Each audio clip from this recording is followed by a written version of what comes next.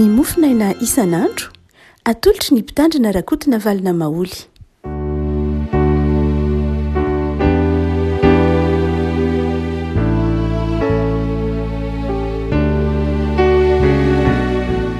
Firianarevana no iarabanantsika hatratrity Alarobia fa 7 volana Oktobra ity. Ny Mofonaina voalahatra ao antsika dia ny taratasy nosoratan'i Paoly ho an'ny Kolosianina. Kolosianina toko voalohany, Kolosianina toko voalohany, andiny voalohany ka hatramin'ny andininy fahavalo. Amin'ny anaran'i Jesosy. Paoly apôstôlin'i Kristy Jesosy noho ny sitrapon'Andriamanitra ary Timoty rahalahy mamangy ny olona masina ny Kolosia dia ny rahalahy mahatoky ao amin'ny Kristy ho aminareo ny fahasoavana sy ny fiadanana avy amin'Andriamanitra raintsika. Misaoran'Andriamanitra rain'i Jesosy Kristy tompontsika izahay amin'ny fangatahany mandrakariva ho anareo rehefa rinay ny finoanareo an'i Kristy Jesosy sy ny fitiavan'ireo ny olona masina rehetra noho ny fanantenana izay tehirizina any an-danitra ho anareo dia ilay efa renareo fahiny tamin'ny teny fahamarinan'ny filazantsara izay efa mbio aminareo tahaka ny eny amin'izao tontolo izao koa sady vokatra sy mitombo tahaka ny eo aminareo koa hatramin'ny andro nandraisinareo sy naharanareo tsara ny fahasoavan'Andriamanitra araka ny marina tahaka ny efa renareo tamin'ny Epafra mpanompo namanay sady malala izay mpanompo ny Kristy mahatoky anay sady efa nanambara taminay koa ny fitiavanareo ao amin'ny fanahy. Ray masino manamasinana ny fahamarinana ny teninao no fahamarinana. Amen. Teny fitarihana ny teny fampidirana ny taratasy izay nosoratan'i Paoly any fiangonana tany Kolosia no Mofonaina ao antsika ry havana Kolosia izay fiangonana oriny apôstôly Paoly ary mbola any ampatorana ny apôstôly Paoly no nanoratra ity taratasy ho an'ny Kolosianina ity raha toa ka jerena ny votoatin'ny taratasy. Ny manaitra amin'ny taratasy ho an'ny Kolosianina amin'ny teny fampidirana ity dia lafin-javatra tokana ihany mazava tsara. Dia izao ny mahazava-dehibe ny finoana an'i Kristy Jesosy. Nandoka manokana, na nampahery manokana, na nanindraindra amin'ny lafiny tsara, na faly aza moa amin'ny finoan'ny kristianina tao Kolosia Paoly eto, ary finoana an'i Kristy Jesosy. Zava-dehibe mihitsy amin'ny Paoly amin'ny afatra ho an'ny Kolosianina io fanatitranterana ny mahazava-dehibe ny iorenan'ny finoan'ny Kolosianina amin'ny Jesosy Kristy tompo eo. Finoana miorina amin'ny Jesosy. Raha toa ka jerena ny ataontsika hoe ny lafin-javatra aterak'izay finoana an'i Jesosy zay amin'ny Kolosianina dia voalohany dia miteraka fanantenana io Paoly. Ny olona mino dia olona manana fanantenana aorianan'izay. Ny finoana fa mierimberitsika fa ny finoana dia ateraky ny asan'Andriamanitra ao anatintsika, ateraky ny fiasan'ny fanahy masina ao anatintsika dia mitondra finoana ao anatintsika izy ary ny finoana kosa dia manjary fanantenana. Rehefa miteny hoe fanantenantsika dia fifaliana izay. Rehefa miteny hoe fanantenantsika dia fiadanam-po izay. Rehefa miteny hoe fanantenana Paoly dia milaza mampitodika ny olona amin'ny ho avy, mampitodika ny olona tsy ho variana amin'ny zavatsarotra. Paoly rehefa mijery ny olombelona amin'ny fanazavan'ny Paoly amin'ny antropôlôjian'i Paoly dia izao ny olombelona dia amin'ny ankehitriny ny olombelona dia mety mandalo zavatsarotra izy. Paoly dia tsy mandà mihitsy ny hoe ny ankehitrinintsika dia mety mandalo zavatsarotra tsika. Mahita Paoly miteny matetika amin'ny Koritianina, amin'ny Tesalonianina, voageja manodidina izay nefa tsy tery sy ny sisa. Paoly dia resy lahatra fa amin'io ankehitrinintsika io, izany hoe itsika eto an'ity tontolo izao ity dia mety mandalo zavatsarotra. Ao amin'ny Romanina Paoly dia miteny manao hoe zao zavatra ary rehetra zao dia miara-misento. Ekeny Paoly ary tiany Paoly ho takatry ny mpamaky ny epistily ho an'ny Kolosianina fa mety mandalo zavatsarotra isika. Ny ankehitrintsika mety ifamahofahoana zavatra sarotra, zavatra manahirana, zavatra tsy takatry ny saintsika, zavatra mety ho tsy fantatritsika koa raha ny heviny amin'ny vanim-potoana ankehitriny. Saingy io ankehitriny io dia tokony tsy ho fonja mamatotra ny fanantenana ao anatin'ny olona, fa ny ankehitrinin'ny olona rehefa mandray mino an' Jesosy izy de zao manjary manana fanantenana. Manjary manana fanantenana izy izay tsy toviny amin'izao tontolo zao. Izao tontolo zao dia ny tsipino zany dia ny ankehitrininy dia mety mandalo zavatsarotra izy fa izao miondrika ao anatin'ny zavatsarotra izy ary tsy manana fanantenana.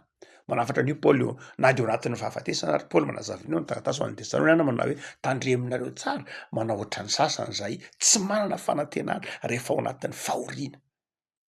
Misy aza mamono tena hoy Paoly.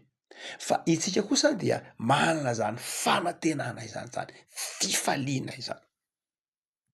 Ity volana Oktobra moa tsika manantitrantitra ny hoe mahazava-dehibe indreo ity Oktobra ity de mahatsiaro ny protestanta, mahatsiaro réforme moa tsy hoe any protestanta rery tam'izany fotoana zany angamba, fa raha am'izao andro ankehitriny zao dia efa tsy an'ny protestanta rery io fa naniavana katolika na tahak'izany dia manovo betsaka ao anatin'ny protestantisme. Tsy dikevitra zany takatsika koa mihindrana amin'ny zavatra maro novana tany aloha. Dia rehefa miteny antsika hoe protestantisme dia mahatsiaro mpanompon'Andriamanitra anankiray mpelo lalana antsika ray aman-dreny izay atao hoe Calvin. Calvin de nanazava mihitsy ary nanizingizina fa ny antom-pisian'ny olombelo, ny antom-pisian'ny mpino de izao manome voninahitra an'Andriamanitra. Ary am'izay ataon'ny mpino rehetra ny devizin'ny Calvin moa de zao ny hoe ho an'Andriamanitra irery ny voninahitra. Ho an'Andriamanitra rery ny voninahitra. Izay ohatrany somary teny fo izay no iorenany teolojia fototra ny Calvin. Raha ohatra ka mamaky ny boky nosoratany sika dia mitodika am'izay hoe olona mpino kristianina manana antom-pisiana tokany aty ambonin'ny tany manome voninahitra an'Andriamanitra. Rehefa miteny nefa hoe manome voninahitra an'Andriamanitra i Calvin dia izay tsy tokony adoroantsika fanandrify amin'ny teolojia amin'ny Paoly dia tsy hoe tsy mieritreritra ny tenany akory ny olona, tsy hoe tsy mieritreritra izay ho azy akory ny olona tsy zay mihitsy amin'ny Calvin, fa matoky ny fitiavan'Andriamanitra izy. Manome voninahitra an'Andriamanitra isika satria tsika mahazo antoka fa efa nametraka ny fiainantsika eo am-pelatanan'Andriamanitra. Satria tsika mahazo antoka fa ny fiainantsika eo am-pelatanan'Andriamanitra iantohan'Andriamanitra. Ny Andriamanitra Calvin zay ambaran'ny Baiboly ary Andriamanitra inoantsika kristianina dia Andriamanitra lehibe, manam-pahefana feno ary tsy azo ozongozonina ny heriny sy ny fahefana eto amin'ny zavaboary. Ary io Andriamanitra io dia Andriamanitra tsy azonao baikona io. Io Andriamanitra tsy hoe eo ambany fifehezanao io. Io Andriamanitra io tsy hoe mpanomponao io, fa io Andriamanitra io dia Andriamanitra mahafantatra ny tsara aminao ary mana fahefana feno amin'ny olombelona sy ny zavaboary izy. Zava-dehibe ny ananantsika zany fitokisana na fahatokiana zany Andriamanitra lehibe zany. Calvin dia toa amin'ny lafiny fotom-pampianarana de ny taonany mpino hanovo harem-panahy, hanovo harena ao amin'ny Kristy. Zany hoe inona le hoe manovo harena? Calvin de resy lahatra fa ny zavatra ny fiadanam-po sy ny zavatra mahasoa ny olona, ny zavatra ilain'ny olona de tovoziny ao amin'ny Kristy. Tovoziny ao amin'ny Jesosy ny fiainana sy ny fifaliana. Io fiainana miivo amin'ny Jesosy io ary fiainana miivo amin'ny Jesosy manome voninahitra an'Andriamanitra io tena zava-dehibe amin'ny fiainana kristianina. Ary tsy tokony adoroantsika mihitsy fa ny soa sy ny fifaliana, ny tsara eo amin'ny fiainantsika de tovozitsika ao amin'ny Jesosy amin'ny alalan'ny finoantsika azy. Paoly eto de manazava an'izany mihitsy. Izy manao hoe rehefa renay ny finoanareo an Kristy Jesosy sy ny fitiavanareo ny olona masina rehetra no ny fanantenana zay tehirizina any an-danitra ho anareo. Inona moa ny tehirizina any an-danitra? Io le tenentsika manao hoe lay harena, lay trésor, lay harena tsy tapesipesena izay tovozon'ny olona, tovozon'ny mpino ao am' Jesosy, tsy hoe harena materiel volamena sy volafotsy, tsy zay loatra, na mety tsy zay loatra, fa lay hoe are-panahy, lay fifaliana, lay fanantenana, lay fahatokiana, lay heritsaina ka mahatonga ny olona miasa sy fiasana manome voninahitra an'Andriamanitra ny tenenin'ny Calvin, zay niainga amin'ny tonotonon-tenin'ny Paoly ao amin'ny Kolosianina itony. Calvin dia misy zavatra telo lehibe zay ataontsika hoe nampisalasala azy manoloana ny fampianaram-pona momba ny finoana, momba ny fanantenana, momba ny voninahitr'Andriamanitra. De tamin'ny fotoan'andro ny de ataontsika hoe tonjato faina ambin'ny folo sika.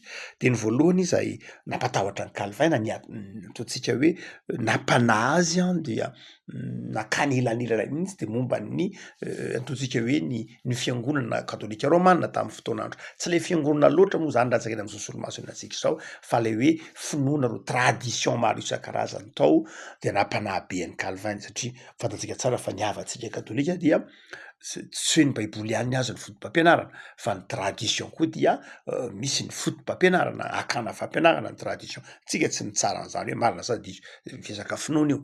Dia Calvin dia fantatsika moa fa ny Calvin de ny fototra teny hoe ny soratra masina ireny ao ihany. Ary somary ataontsika hoe mailomailo tamin'ny raha hoe niataka mihitsy ara tamin'ny fomba fijery katolika i Calvin, fa nanakora fa ny faharoa nampatahotra ny Calvin, nampatahotra amin'ny lafiny ahoana moa niatahany mafy zany de ireo nataony hoe olona mafanafana fo, lademo nataony hoe fantastika le izy ry filazany azy, na nataony enthousiaste, olona somary mafanafana fo, somary trifatrifana amin'ny lafiny ara-panahy. Reo sokajin'olona reo dia sokajin'olona zay tsy hoe tsy mivavaka akory, olona mivavaka izy, fa nataony enthousiaste na fantastika, tsy fanatika fa fantastika ozy. Zay karazan'olona zay na kristianina zay mitady ny fanambarana manokana Andriamanitra, mitady bitsika manokany fananany, bitsika manokana avy amin'ny fanan'Andriamanitra, mitady ataontsika hoe asa manokana, fifandraisana miavaka, fifandraisana manokana amin'Andriamanitra. Nampatahotra ny Calvin zany, tsy hoe nampatahotra fa tsy de azoazo ny Calvin loatra. Calvin moa olona malala-tsaina be saingy mampanazony tsy zany engeny zava-dehibe, tsy hoe zavatra manokana, fifandraisana manokana, fiainam-panahy manokana, tsy ohatr'izay zany ny fijeriny Calvin. Fa ozy manjary misy fivilian-dalana zany hoe fikarohana fanambarana manokana zany, ary io am'izao andro antsika zao de be de be ny karazan'olona izay mitompo teny fantatra ndraindray hoe za de nanana fifandraisana manokana tamin'Andriamanitra, za dia nanana fomba dinika manokana tamin'Andriamanitra, za dia ohatran'ireny le tenenin'ny Calvin enthousiaste na fantastika, hoe za dia nitenenan'Andriamanitra manokana ny zavatra ohatrao. Eny tokoa, tsy miova Andriamanitra amin'ny Calvin, manana fahefana feno Andriamanitra, afaka miteny amin'ny olona rehetra, fa ny Calvin de zao manao hoe io soratra masina io ny voalohany itenenan'Andriamanitra, fa tsy voatery hoe miteny amin'ny Calvin Andriamanitra de miteny amintsika amin'ny alalan'ny soratra masina io, mivelatra eo ambany masontsika ny sola scriptura na amin'ny baiboly de miteny amintsika amin'io izy, fa tsy lay hoe révélation privée, na hoe tsy voatery lay hoe misy fiainana manokana, fifandraisana manokana, bitsiky ny fanahy manokana, ary mety ho bitsiky ny fanahy zay amin'ny Calvin zay tsy voatery reny ozy de mety tsy voatery hifanaraka amin'ny soratra masina, tsy reny na inona de zao tokony mifanaraka amin'ny soratra masina foana. Ohatsika amin'io am'izao andro antsika zao de ndraindray misy sokajin'olona, tsy hoe diso akory izy reny, fa raha amin'ny Calvin dia tsy zany ny zava-dehibe, tsy zany ny zava-dehibe, ary io mitovitovy am'le olona ny kristianina tany Korinto. Tany Korinto hitantsika amin'ny Korintiana voalohany toko 2 toko 3 de nisy sokajin'olona zay niteny tamin'ny teny tsy fantatra. Ary rehefa am'teny miteny amin'ny teny tsy fantatra, tsy hoe miteny amin'ny teny mbahiny akory, fa miteny tamin'ny teny tsy fantatra, glossolalie, ao amin'ny soratra masina de misy karazana teny tsy fantatra anakoro tenenin'ny Paoly, ndray xénolalie ary ndray ny glossolalie. De ndray tena hoe teny mbahiny, ohatrany hoe teny frantsay, teny anglais, teny allemand, reny teny mbahiny reny. Fa misy ny glossolalie zay tenenina hoe lay tenin'ny anjely. Ka nisy tao Korinto olona nanana teny tamin'ny teny tsy fantatra zay tenenin'ny Paoly eto ny tenin'ny anjely. Ary ny olona ny teny tamin'ny teny tsy fantatra eny de ny tsara iretsy fanomezam-pahasoavana hafa. Misy karazam-panomezam-pahasoavana petsaka tao Korinto atsika ny Korintianina voalohany toko 12, nisy mpampianatra, nisy mpitoroteny, mpaminany, nisy ny apôstôly be de be reo karazana fanomezam-pahasoavana. Saingy iretsy ny teny tamin'ny teny tsy fantatra kosa de nihevitra fa ny teny amin'ny teny tsy fantatra no fanomezam-pahasoavana tsara indrindra, satria io fifandraisana manokana io resantsika na hoe fanambarana manokana ataon'Andriamanitra am'lay olona révélation privé hoe manana fifandraisana mitokana amin'Andriamanitra lay miteny amin'ny teny tsy fantatra. De miteny ny tao Korinto zany le miteny amin'ny teny tsy fantatra amina hoe nareo ange tantaranareo ny za manasitra zany hoe zany tsy fanomezam-pahasoavana lehibe zany, mitoroteny ve tsy zava-dehibe zany, mampianatra ve tsy zava-dehibe zany, fa ny tena zava-dehibe de lay miteny amin'ny teny tsy fantatra, io ny tena izy. Zay mahatonga ny Paoly ny teny amin'ny Korintianina voalohany tonga 3:20 na de amin'ny teny amin'ny fiteny ny olona sy ny anjely aza kanefa tsisy fitiavana, dia toy ny varahina maneno sy ny kipatsona am'kalantsana. Zany hoe miainga am'izay teolojia amin'ny Paoly zay ihany ny Calvin manao hoe ny zava-dehibe dia tsy hoe manana fifandraisana manokana amin'Andriamanitra ianao ka zay ny tanjona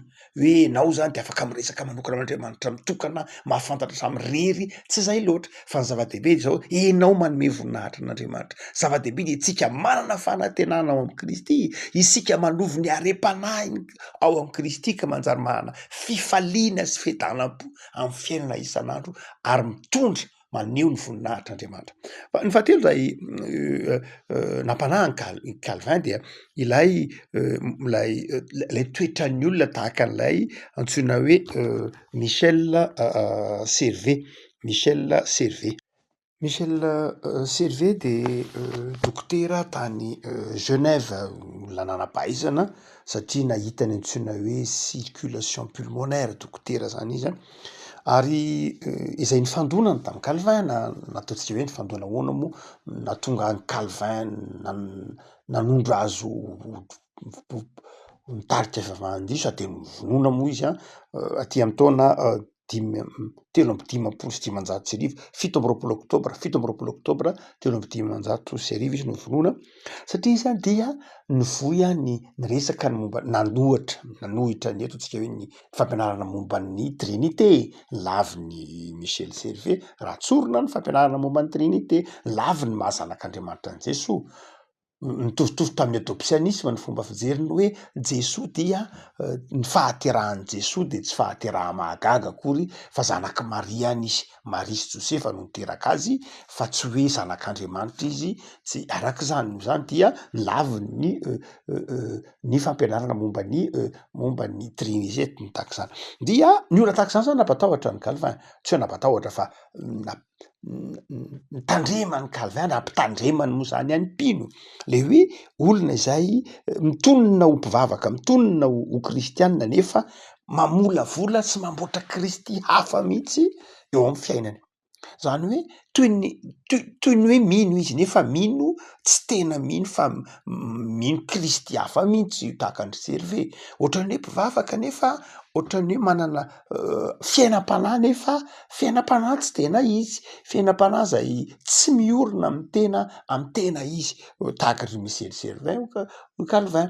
Andradray raha mety ho mamorona mihitsy ao anatin'ny sainy ao, mamorona mihitsy Kristy hafa mihitsy. Ary am'izao antsika zao nge be de be nohatra zany tsy Michel Servet any, amin'ny lafiny ara-panahy de be de be ny fitsokany ny fampianarana tahak'izany. Zay mahatonga ny tompo efa nafatra an'izany ange Jesoa hoe tandreminareo tsara fa isy iteny manao hoe aty Kristy, ary Kristy, atsy izy sy ny sisa ao amin'ny efitrano izy, zany hoe isy olona hitory karazana Kristy hafa mihitsy. Ary zay nefa namafisy ny Calvin rahateo hoe tandremo tsara fa misy karazan'olona amola vola Kristy hafa mihitsy ary hiteraka karazana spiritualité hafa mihitsy, hiteraka fiainam-panahy hafa mihitsy izay toy ny hoe izy nefa tsy tena izy, toy ny hoe marina nefa diso, ary toy ny hoe mino nefa ny finoana izay tsy mitondra ny olona any amin'ny fiadanana, tsy mitondra fanasitranana, tsy mitondra ny olona amin'ny fanomezana voninahirin'Andriamanitra, fa mety finoana mitondra ny olona ho amin'ny fanomezam-boninahitra ny tenany, finoana mitondra ny olona ho amin'ny fanompotsam-po Calvin. Satria amin'ny Calvin ny anthropologie zany hoe ny olombelona de zao na inona de mora mirona foana any amin'ny fanompotsam-py. Nareo ataontsika hoe enthousiaste resahana reo de zany hoe fanompotsam-py ihany reo nara-panary na serve fanompotsam-py ihany, na de hoe tsy le manompo sampy, tsy hoe le miakohoka am'le vongan-javatra hita iny ihany, fa ny antsoina hoe fanompotsam-py de zao fialana am'ilay Andriamanitra velona ao am' Jesosy. Fanompotsam-py de fialana am'ilay fanompona zavatra na inona ivelona an'ilay Andriamanitra izay nahary izao tontolo zao am' Jesosy Kristy tompoko. Rebako ity taratasy ho an'ny Kolosianina ity ara de tena mamerina antsika ao am' Jesosy. Aza misaraka am' Jesosy. Ao am' Jesosy no misy ny fiainana, no misy ny fanantenana. Ao am' Jesosy no hanovozantsika fifaliana. Ao am' Jesosy no hanovozantsika ny fiadanam-po. Ary zay mahatonga Paoly miteny hoe miafina ho anareo, tehirizina ho anareo zany hareny zany, tehirizina ao am' Jesosy. Ny tanana mitsotra zany no andrasan'Andriamanitra. Tanana mitsotra avy amintsika handray zany are-pahasoavana omeny ny tompo antsika izany, manomboka amin'ny famelan-keloka nomenantsika io, ary tenenin'ny Paoly io manao hoe ny fahasoavana izay nampanatenay ny tompo ho antsika. Vavakantsika ry havako. Tompo misaotra anao zahay. Misaotra anao zay fa lehibe ny indrafonao ka nafaranao manokana zahay fa zanaky ny fanantenana, satria mino an' Jesosy zanakao mpamonjy anay. Ao aminao no hanovozanay fanantenana sy fifaliana. Ndradray zay Jesosy mitavozavoza. Ndradray zay Jesosy mora kivy, ndradray zay Jesosy variana amin'ny fiainana izay hitanay aty amin'ity zao tontolo zao ty. De manafatra anay ianao fa ao aminao no misy ny tena reny. Dia ataovy mahay manome voninahitra anao zahay, ataovy mahatoky fa rehefa manana anao de ataonao manoatra noho ny mpandresy. Zareo ary ny tontolo andronay isan'andro Jesosy. Anjakao ary hitoero amin'ny fiadanana sy ny fifaliana. Jereo ny asanay, jereo ny fikasanay, omeo anay ny fahasalamana sy heri-tanjaka. Omeo anay ny fotianao Andriamanitra, hampona ianao amin'ny fiadanana sy ny fifaliana. Ataovy mahay manome voninahitra anao zahay. Jereo ireo miasa Jesosy, ataovy ambinina, ny mianatra, asondroty. Ireo manana olona sy ady am-panahy, ataovy mahita vahaolana ao aminao. Mitahianay Jesosy, mitahianay tompo tsara. Amen.